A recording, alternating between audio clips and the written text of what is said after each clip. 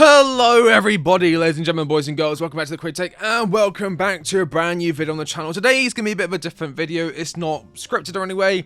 This is just coming from my little brain as I'm working through some things. There has been some issues regarding Conor Gallagher recently, specifically around his contract. This is coming in from Matt Law, reported by the Chelsea Dodgers. There remains doubt over the long-term future of Conor Gallagher, although it is thought Pochettino would be against considering January bids for him and wants Chelsea to agree a new contract with the midfielder.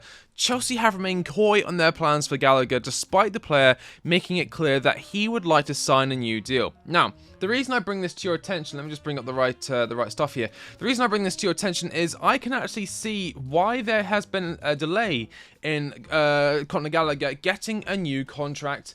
And here is why. Before I continue, I would like to quickly remind you I am running a giveaway with OwnASaber.com where at 15,000 subscribers you could be in with a chance at winning the King of London lightsaber, the perfect saber for every Chelsea fan. 3 participants will be chosen and all you have to do to enter is subscribe to the channel and check the pinned comment down below for more information. And with that, on with the video.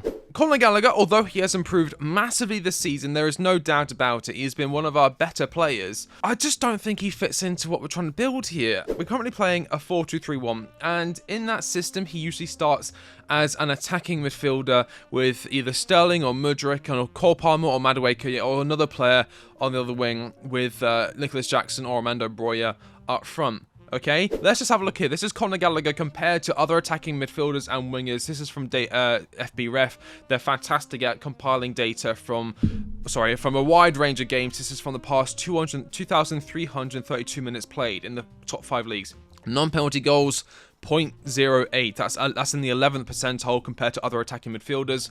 Non-penalty XG, 0.12, 14th percentile. Shots total, 1.39 per 90. That's in the 8th percentile. He has fairly better assist stats at 0.15, but that's still only in the 43rd percentile. Expected assisted goals, he's in the 15th percentile at 0.12. And then there's obviously non-penalty expected goals plus assisted goals at 0.24 per 90. That's him in the 5th percentile there. And then shot creating actions, he's in the 8th percentile at 2.7, sorry. Now, when you look at his passing metrics, he's actually a bit better. Passes attempted, he's in the 88th, pass completion, 99th percentile, and progressive passes in the 86th percentile. And he obviously is through the roof with tackles, interceptions, and blocks, all the 97th and 99th percentile respectively. But is that really what you want from your attacking midfielder at Chelsea? I don't really think so. I think the attacking midfielder at Chelsea should be a goal-scoring creative demon, and that is just not what he is. And with Christopher Nkunku and both Romeo Lavia on the verge of returning, along with the likelihood that Chelsea sign a top-class, and I mean a Victor Osimhen top-class striker in January, questions need to be asked about Conor Gallagher's future. I brought up Christopher Nkunku. When you look at Christopher Nkunku's stats, this is compared to other forwards, so it's not attacking midfielders, although if it was to be compared to attacking midfielders, I would imagine it would still be relatively pretty decent. So non-penalty goals, he's in the 67th percentile, but for non-penalty XG, 95th, shots total, 94th, assists, 99th, expected assisted goals, 98th, non-penalty expected goals plus assisted goals, he's in the 99th, shot creating actions, 98th. His passing stats are still quite good, 84th, 90th, and 79th percentile ranking respectively compared to Gallagher. But then there's progressive carries, he's in the 83rd percentile, successful take-ons, 96th, touches in the attacking penalty area, 96th, and of course progressive passes received at 99 in the 99th percentile at 10.41.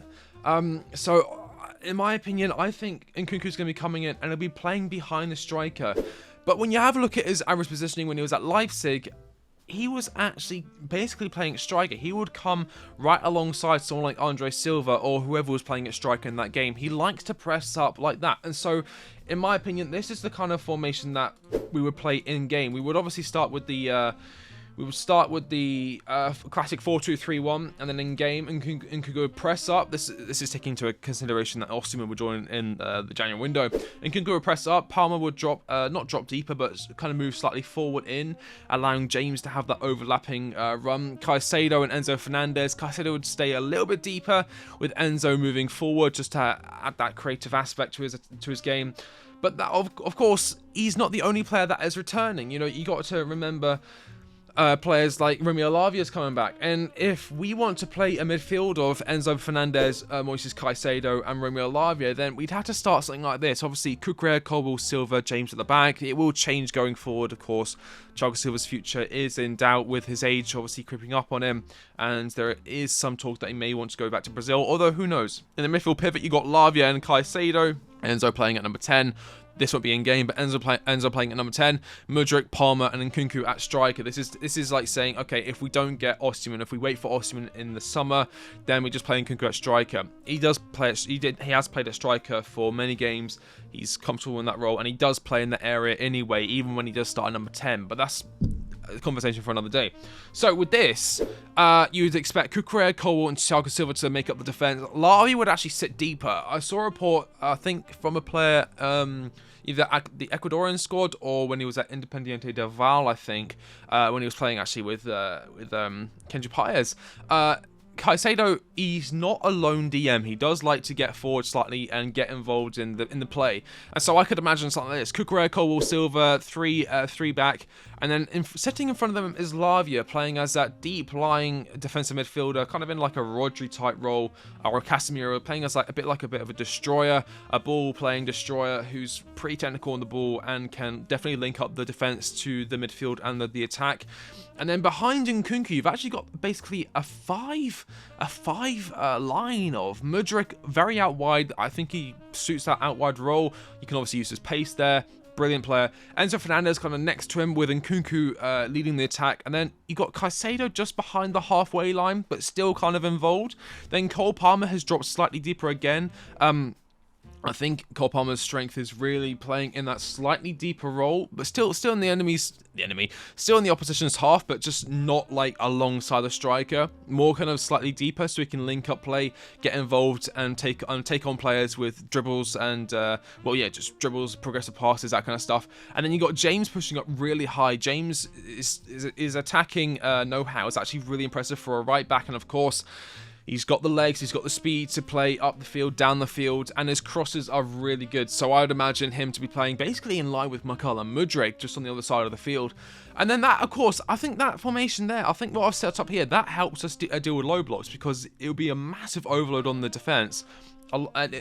Look at the passing options. You've got basically got a rhombus shape with Nkunku, Caicedo, Enzo, and Palmer. But then you've got these triangles forming with Nkunku, Enzo, Caicedo, Palmer, Nkunku, potentially Mudryk, Enzo, Nkunku. If you want to take into consideration Lavia, Caicedo, and Enzo. And then you could also say, well, hang on, you've also got a rhombus kind of box shape here, or a diamond shape with Lavia, Enzo, Caicedo, and Nkunku. You know, there's so much you can do with this kind of formation, this attacking setup.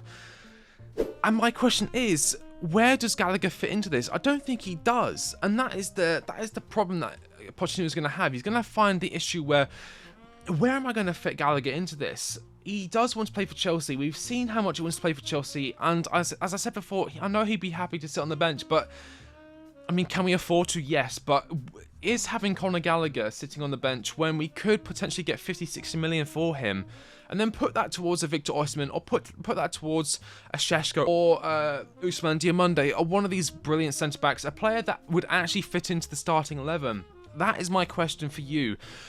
Do I want to keep Gallagher? I'd prefer to keep him. I think, as I said, he could be quite a good super sub towards like the 70th minute. He obviously brings a lot of energy, a lot of tenacity, wins a lot of duels.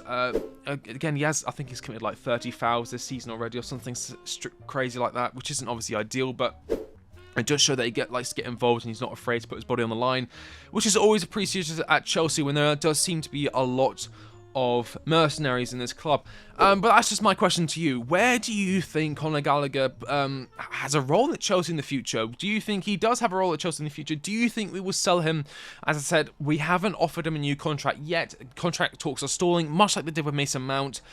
Do you think he has a future at the club? That is just my 2 cents. That is my opinion. Let me know in the comment section down below your thoughts. I've been the Quick Take, and I'll catch you on the next one. See you later.